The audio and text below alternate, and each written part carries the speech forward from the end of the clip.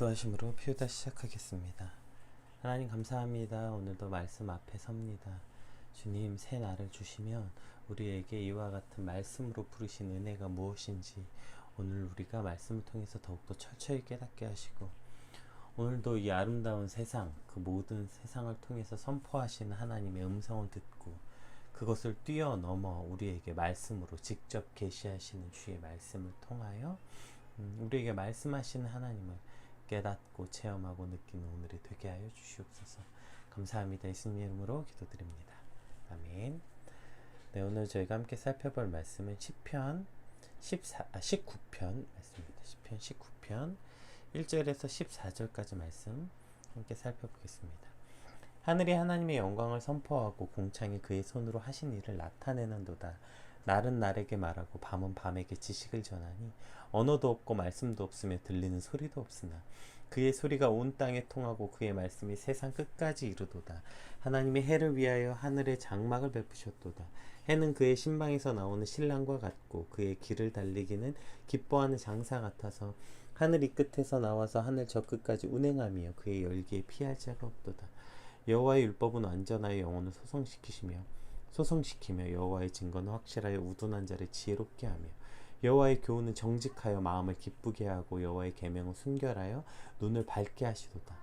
여호와를 경외하는 도는 정결하여 영원까지 이르고 여호와의 법도 진실하여 다 의로우니 금 곧 많은 순금보다 더 사모할 것이며 꿀과 송이꿀보다 더 달도다.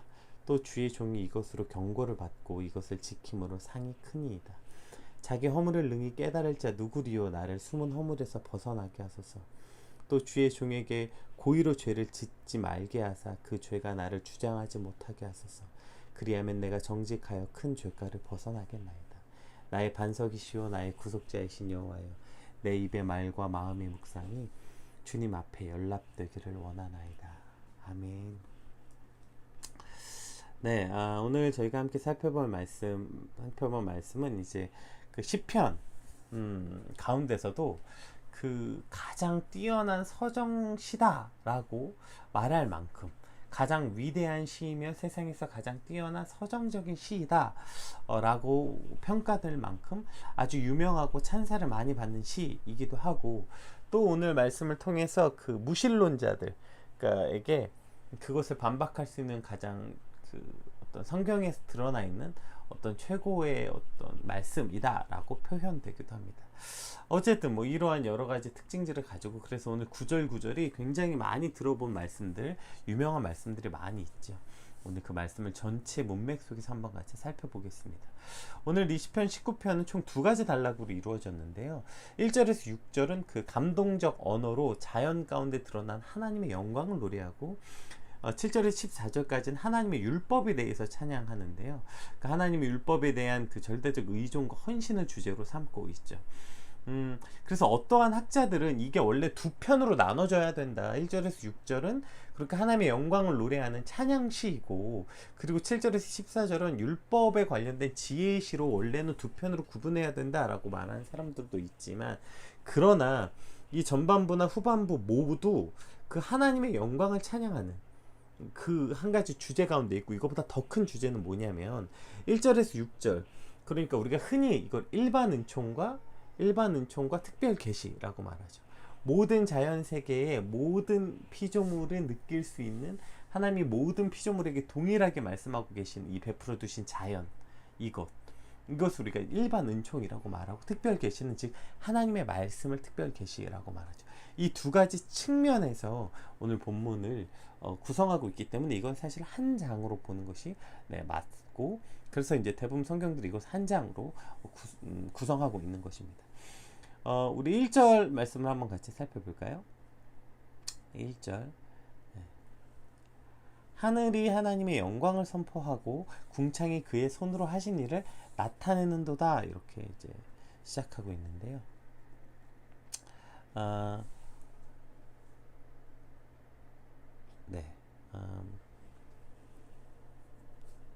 여기서 이제 그 첫 번째 단어인 하늘이라고 표현되어 있는 이 하수아마임은 해와 별이 존재하는 물리적 공간으로서의 하늘. 그러니까 하나님이 계시는 저 하늘 보좌, 그 형이상학 이론적인 그 이데아의 개념의 하늘이 아니라 실제 공간, 해와 달이 별이 존재하는 물리적 공간으로서의 하늘과 우주를 말하는 거죠. 그래서 이것은 하늘 아래 온 우주 아래 속한 모든 피조물의 세계, 창조 세계 전체를 나타내는 단어이고요. 궁창 역시 하나님이 창조하신 그 궁창도 이제 하늘이라는 뜻이잖아요. 근데 이제 그 이 당시 히브리인들은 궁창이 하늘 위에 어떤 공간이 있다고 믿었대요. 그러니까 이거 역시 그 창조하신 모든 피조 세계 전체를 의미하는 단어예요. 하늘이 하나님의 영광을 선포하고 하나님의 하늘이 하나님의 영광을 선포한다는 것은 모든 창조 세계 전체가 하나님의 영광을 말하고 있다. 그리고 두 번째 문장은 그 영광이 뭘 선포하고 있냐면 하나님이 손으로 하신 일을 선포하고 있다. 그러니까 1절은 하나님의 영광과 하나님이 행하신 놀라운 역사하심이 모든 자연 세계를 통해서 얼마나 확고하게 드러나고 있는지. 그러니까 하나님이 창조하신 이 모든 피조 세계를 통해서 오늘도 수없이 하나님의 메시지를 선포하고 있다고요. 하나님의 존재 자체를 증명하고 있고 하나님의 말씀을 말하고 있다. 모든 창조 세계가 창조주 하나님의 영광을 드러내고 있다. 즉 일반 계시 측면의 찬양을 하고 있는 것이죠. 이것을 이제 시적인 표현으로 이제 그 아래부터 쭉 나오는데요. 아주 유명한 말씀이죠. 2절 한번. 날은 날에게 말하고 밤은 밤에게 지식을 전하니. 예, 너무 아름답고 정말 시적인 표현이죠. 제가 어저께 어머니와 잠시 이제 이야기를 나누다가 이런 말 한 적이 있어요. 제가 시편 설교하는 게 참 어렵다. 나한테는 그 문학적 감성이 많이 떨어지는 것 같다. 이 시편의 표현보다는 이 시편을 구조화시키는 것에 편안함을 느낀다. 이제 이런 얘기를 이제 어머니하고 잠깐 나눴는데, 오늘 이건 저같이 문학적 감성이 떨어지는 사람에게도 너무나도 놀랍고 아름다운 표현 아닙니까? 날은 날에게 말하고 밤은 밤에게 지식을 전한다. 그러니까 낮과 밤을 시적인 표현으로서 낮 동안에 모든 세계가 하나님의 영광을 드러내고 선포한 일이 마치 인수인계하듯이 오늘 낮이 다음 날의 날에게 말해주는 거예요.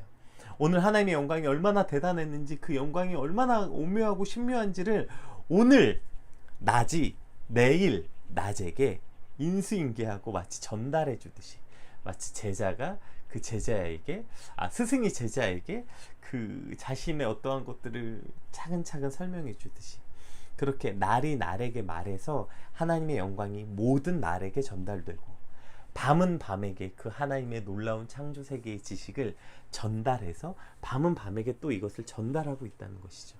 마치 전수받듯이 다음날 낮에도 하나님의 영광을 동일하게 발산하고 모든 낮 동안에 하나님의 영광이 계속 드러나고 있다는 것에 대한 시적인 표현, 밤도 밤에게 하나님의 영광이 변함없이 계속해서 드러나고 있다는 표현인 것이죠. 근데 여기서 날은 날에게 말하고라는 말하고의 원뜻이 쏟아내다 이런 뜻이거든요. 그러니까 낮은 낮대로 밤은 밤대로 하나님의 존재와 하나님의 영광을 그냥 말한다 라는 정도의 표현이 아니라 훨씬 더 적극적이고 강력한 표현이죠. 쏟아내고 있다는 거예요. 그러니까 우리가 눈을 들어서 이 창조 세계를 바라보면 사실은 이 모든 일반 은총을 통해서도 하나님은 하나님의 메시지를 지금 우리에게 수없이 쏟아내고 계신다. 이걸 지금 표현하고 있는 거죠. 모든 피조 세계가 하나님의 영광을 선포하고 그냥 말하는 정도가 아니라 쏟아내고 있는데, 안타깝게도 왜곡된 인간만이 그것을 알지 못하고 오히려 심지어 거꾸로 하나님을 찬양하고 있는, 그 피조 세계가 하나님을 찬양하고 있는데 인간은 그 하나님을 보지 못하고 오히려 피조 세계를 찬양하고 있는, 마치 손가락으로 달을 가리키는데 손가락만 바라보고 있는 인간의 유한한 그 시각을 갖고 있는 것이죠. 우리가 놀라운 대자연의 광경 앞에 압도되고 경이로움을 느꼈다면 그 경이로움을 느끼는 자연이 뭘 말하고 있는가? 그 경이로움과 압도됨을 느끼고 있는 그 자연이, 그 해와 달과 하늘과 궁창이 낮이 낮에게 말하고 밤에게 무엇을 말하고 있어요? 하나님의 이 놀라운 영광과 하나님의 역사하심과 섭리를 말하고 있는데, 우리는 정작 그것은 전혀 인정하지 못하고 보지 못하고 깨닫지 못하고 그저 그 자연 세계를 바라보고 찬양하거나 또 그것을 향해 그저 원망하고 있는 것이죠. 또 이제 그 구체적으로 나오죠. 모든 창조 세계가 하나님의 영광을 어떻게 선포하냐면 3절 4절 한번 볼게요. 언어도 없고 말씀도 없으며 들리는 소리도 없으나 그의 소리가 온 땅에 통하고 그의 말씀이 세상 끝까지 이르도다. 하나님의 해를 위하여 하늘에 장막을 베푸셨도다. 아니 여태까지는 말한다며 낮이 낮에게 말하고 하늘이 선포하고, 이게 뭔가 다 언어적 요소 아니에요? 그런데 갑자기 3절에 언어도 없고 말씀도 없고 들리는 소리도 없대요. 그러나 온 땅과 온 세계에 하나님의 말씀이 이른다. 이게 무슨 말이지? 그러니까 이 자연 계시, 그러니까 하나님이 말하는 이 모든 이 자연 속에서 일어나는 이 계시가 인간이 생각하는 언어의 영역을 훨씬 뛰어넘고 인간이 생각하는 논리의 영역을 훨씬 뛰어넘는다는 거예요. 여러분, 사실 이것이 과학적으로 어떻게 논리를 설명합니까? 그냥 과학자들이 그렇다고 말하니까 그냥 우리가 그렇게 하는 거지. 과연 이것을 어떻게 우리가 논리적으로 설명하고 과학이 몇 프로나 이 자연세계를 증명하고 있겠어요? 증명할 길이 없는 거예요. 이것은 이미 모든 해와 달과 이 창조 세계가 이미 인간이 말하는 언어의 영역을 뛰어넘고 비언어적 영역에서 이 자연 계시가 언어의 제한을 받지 않고 인류 모든 보편적인 인류에게 주어지고 있다는 것입니다. 그래서 언어가 다르던 언어를 모르던 상관없이 하나님의 창조 섭리와 자연 계시를 통해 비언어적 영역으로 여전히 우리에게 하나님의 메시지는 선포되고 있다는 것이죠. 5절에서 6절 볼까요? 해는 그의 신방에서 나오는 신랑 같고 그의 길을 달리기 기뻐하는 장사 같아서 하늘 이 끝에서 나와서 하늘 저 끝까지 운행하며 그의 열기에 피할 자가 없도다. 이것도 너무 유명한 말씀이고 너무 아름다운 시적인 표현이죠.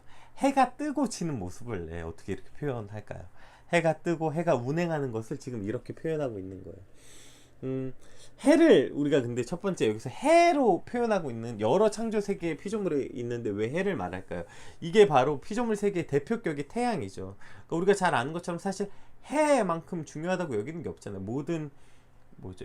모든 생명은 해가 없이는 살 수 없습니다. 이 모든 생명이 가진 모든 생명의 근원은 해가 없이는 살 수 없어요.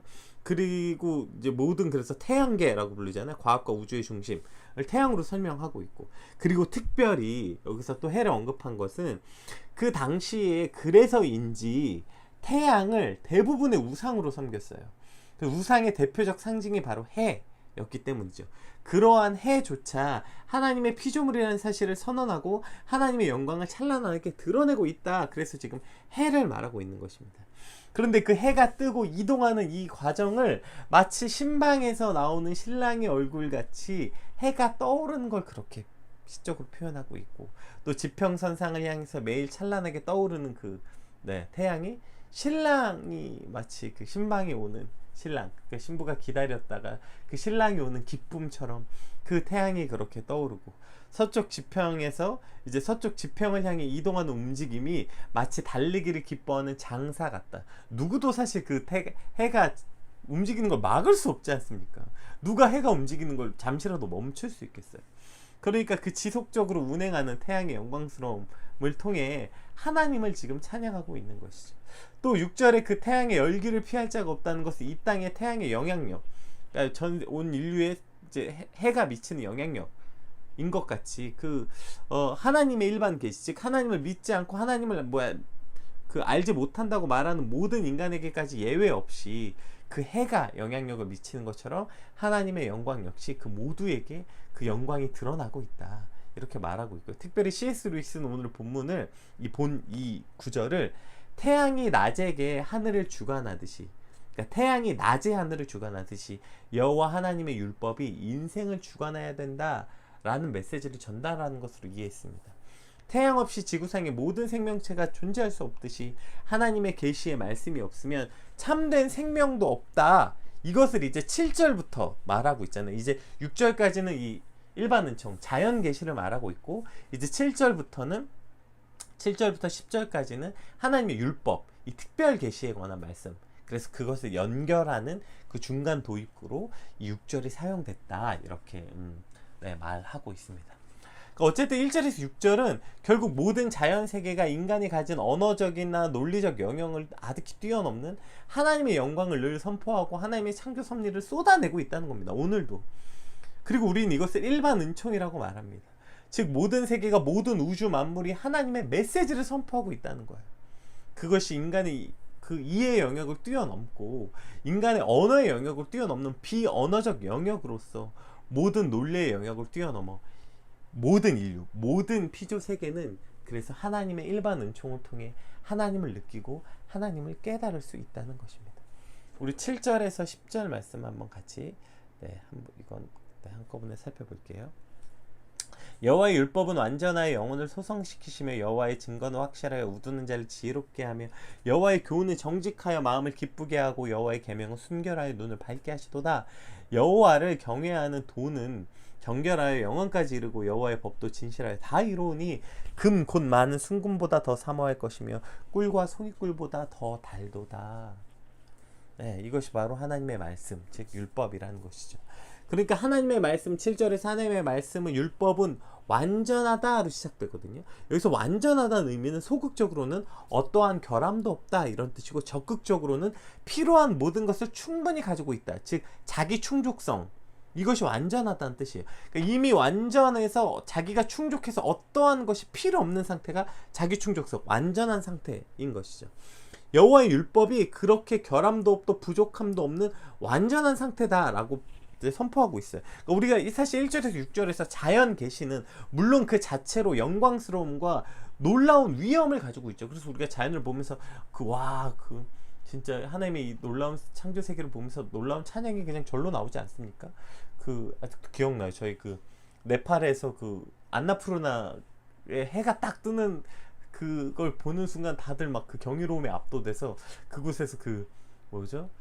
주님의 높고 위대하심, 이 찬양을 불렀을 때 느껴진 전율들. 어쨌든 그 자연 계시 자체가 하나님의 영광스러움과 위엄을 가지고 있어요.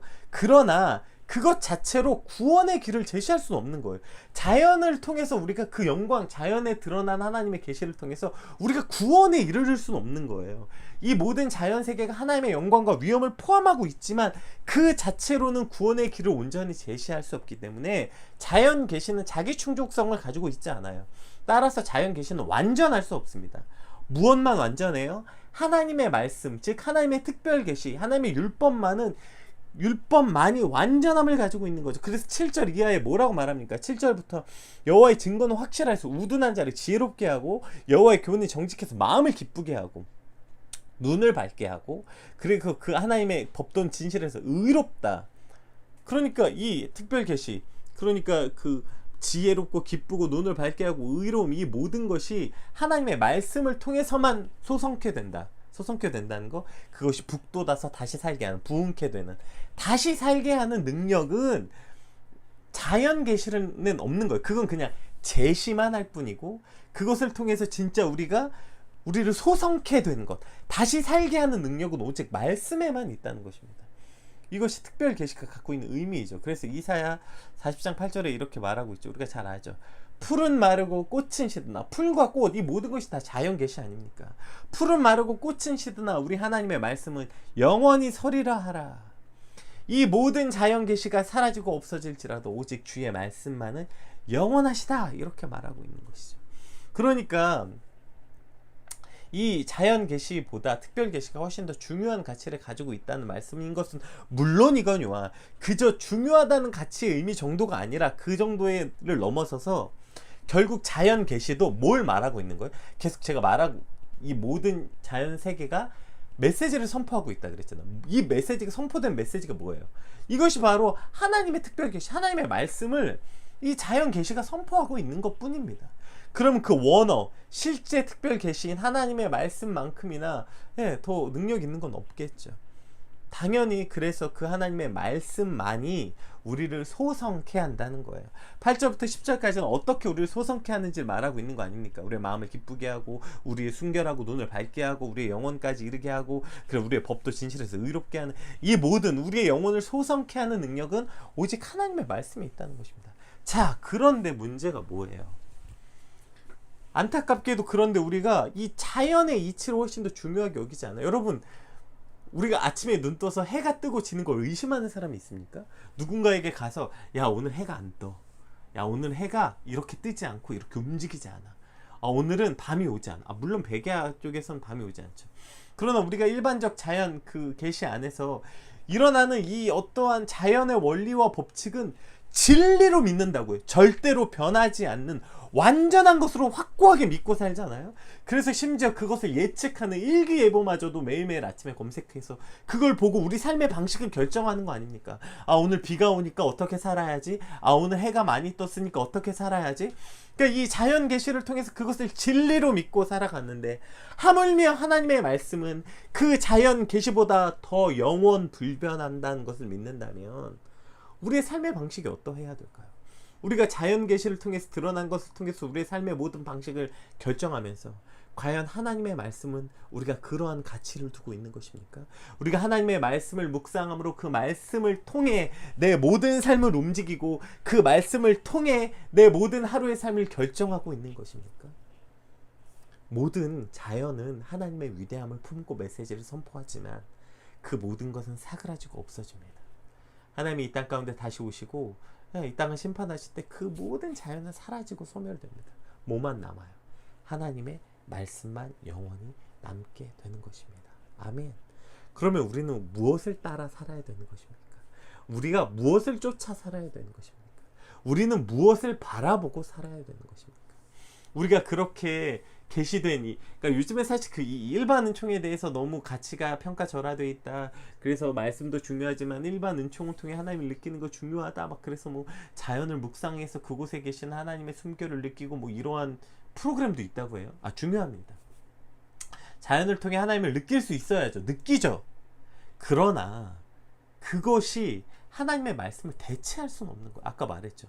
완전한 건 하나님의 말씀만입니다. 왜 아까 말했죠? 자연계시는 자기 충족성을 가지고 있지 않아요. 그것은 하나님의 위엄을 선포하고 하나님의 메시지를 포함하고 있지만 그것이 하나님의 말씀을 대체할 수는 없어요. 그 일반 은총이 특별 은총을, 특별 계시를 대체할 수는 없어요. 완전히 같은 가치로서 1대1로 대체할 수는 없는 것입니다. 따라서 오늘 우리의 삶의 모든 방향이 무엇을 쫓아 살아야 하는 것입니까? 하나님의 말씀이 심지어 해가 뜨고 해가 지고 이 코로나라는 이 상황 앞에 사실 이것이 우리가 믿고 있었던 그 자연이 무너진 거 아닙니까? 그렇더라도 이것이 당연해요. 이것은 무너지고 없어진다고 이미 성경에서 말했잖아요.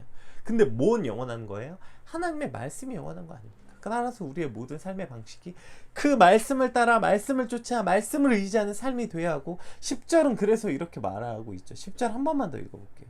우리가 읽었지만 심지어 그 자연 계시 해와 달은 커녕 이것마저 우리가 섬기는 거 아니에요. 금 곧 많은 순금보다 더 사모할 것이며 꿀과 송이꿀보다 더 달도다. 우리가 삶의 방식이 뭐 해와 달과 별뿐 아니라 피조 세계가 만들어낸 또 그 피조물 금, 이 땅에 생각하고 있는 그 가치, 돈, 뭐 명예, 그 가치들, 꿀과 송이꿀, 그러니까 이 땅에 살고 있는 기쁨, 쾌락, 이런 것을 사모하고 그런 것을 향해 가는 것이 아니라 하나님 말씀만이 영원하기 때문에 나는 그 삶의 방식이 금을 쫓아, 돈을 쫓아, 뭐 이거 성공을 쫓아, 뭐 기쁨과 쾌락을 쫓아 사는 게 아니라 하나님의 말씀을 나는 더 사랑하고 사모할 것이며, 그것이 그 어떠한 쾌락보다 내게 더 기쁨이 되는 것은 오직 하나님의 말씀만이 완전하고 그 완전한 하나님의 말씀 앞에 나아간 저와 여러분을 완전하게 하시기 때문이란 것이죠.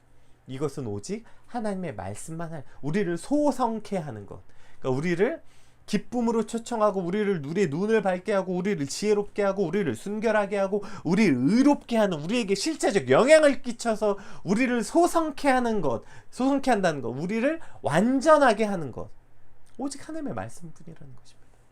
따라서 오늘 우리의 삶이 무엇을 붙잡고 살아야 하는지, 무엇을 기준점으로 놓고 살아야 하는지, 최소한 우리가 아침에 일어나 코로나 몇 명 됐는지 확인하고, 뭐 오늘 일기예보는 어떤지 확인하고, 이 모든 걸 통해서 우리 삶의 방식을 결정하는 것이 아니라 하나님의 말씀을 묵상하고 말씀을 보고 그것을 기준으로 삼아 오늘 하루를 살아가고, 오늘 하루의 삶의 방식을 결정하는 저와 여러분들이 주님의 이름으로 축복하고, 또 오늘 우리가 하루의 삶을 살아가는 목적이 금을 쫓아 살고 꿀송이를 쫓아 사는 것이 아니라 하나님의 말씀을 쫓아 살아가는 삶의 방식으로 사시길 주님의 이름으로 축복합니다. 네, 우리 11절부터 14절 빨리 한번 읽어보겠습니다. 이제 11절부터 14절은 이제 그러한 자연계시와 특별계시를 받은 시편 기자가 이제 하나님께 간구하는 기도예요. 보세요. 또 주의 종이 이것으로 경고를 받고 이것을 지킴으로 상이 크니이다. 자기 허물을 능히 깨달을 자 누구리요? 나를 숨은 허물에서 벗어나게 하소서.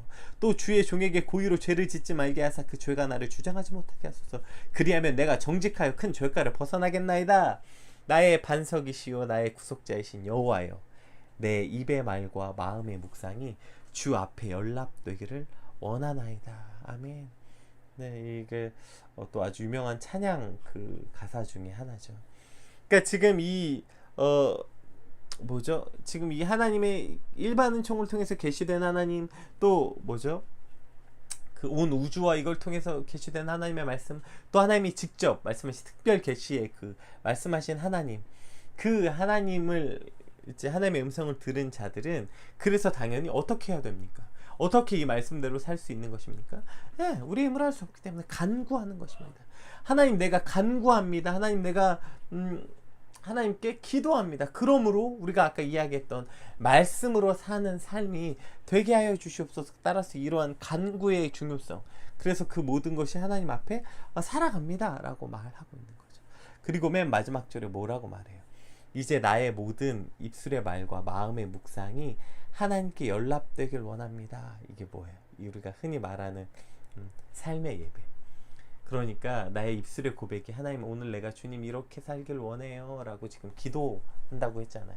하나님 그렇게 해주세요 라고 하는 것이 그냥 말의 고백으로 끝나는 것이 아니라 그것이 삶이 되어서 그 나의 삶 자체가 하나님께 나아가는, 하나님이 받으실 만한 아름다운 예배가 되게 하여 주소서. 이러한 시편 기자의 간절한 고백인 것입니다. 오늘 말씀을 통해서, 그러니까 모든 우리가 오늘 하루를 통해서 창조 세계를 통해서 창조 세계가 말하고 있는 하나님을 느끼고 하나님의 위엄을 찬양하고, 그리고 그것이 창조 세계가 아니라 그것을 말씀하시고 있는 하나님을 느끼며, 또 직접 말씀하시는 그 하나님의 특별 계시, 하나님의 말씀, 모든 만물은 사라지나 영원하신 그 말씀을 통해서 우리의 삶을 주관하시고 우리의 삶의 방식을 결정하는 우리의 삶이 되고, 또 그것을 하기 위해서 오늘 우리가 간구해야 되는 것입니다. 하나님 그런 삶을 살게 도와주시옵소서. 나를 죄에서 떠나게 하시고 하나님 그렇게 살게 하시고, 그리고 마지막 고백이 뭡니까? 주님 이 고백대로 오늘 나의 삶이 돼서 내 입술의 고백과 나의 입술의 고백과 나의 마음의 묵상이 하나님이 받으실 만한 아름다운 예배, 하나님이 받으실 만한 아름다운 삶이 되게 하여 주시옵소서. 이것이 오늘 저와 여러분의 삶이 되게 하시옵소서. 그래서 이 아름다운 삶을 하나님이 받으실 만한, 하나님이 기뻐하시는 그러한 삶으로 드려지는, 그러니까 하나님께 상달되는 아름다운 하루의 삶이, 하나님께 상달되는 아름다운 예배가 나의 삶의 예배가 되게 하여 주시옵소서. 우리 이렇게 오늘 받은 말씀 놓고 시편 기자의 고백과 같은 마음으로, 하나님 이것이 오늘 나의 기도입니다, 나의 고백입니다. 우리 같이 받은 말씀 놓고 함께 간구하고 기도하겠습니다.